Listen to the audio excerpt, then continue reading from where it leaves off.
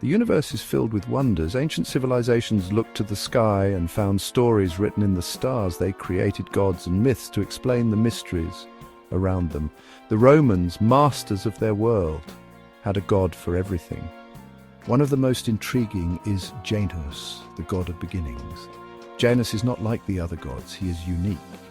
He is the god of transitions, of gates and doorways, of time itself. What makes Janus so fascinating is his appearance. He is depicted with two faces. One face looks to the past, the other to the future. Imagine that, the ability to see both where you've been and where you're going.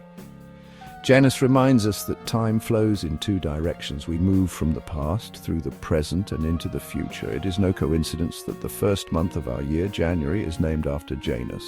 January is a time for fresh starts, for resolutions, for new beginnings.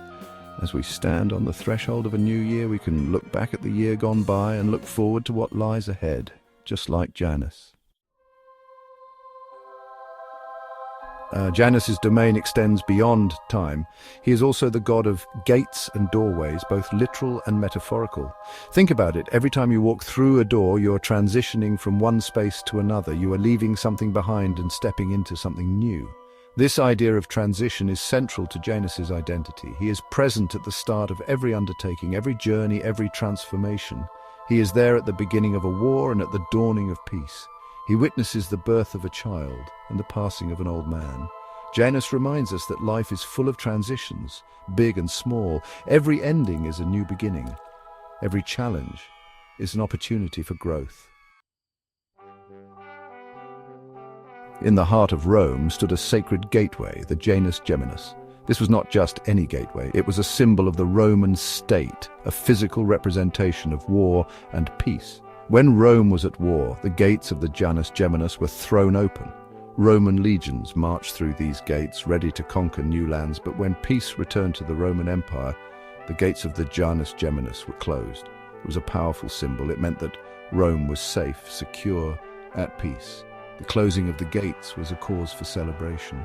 It meant that Roman citizens could live their lives without fear of invasion or conquest. The Janus Geminus is a powerful reminder of the duality of human nature. We are capable of great violence and destruction, but we also yearn for peace and harmony.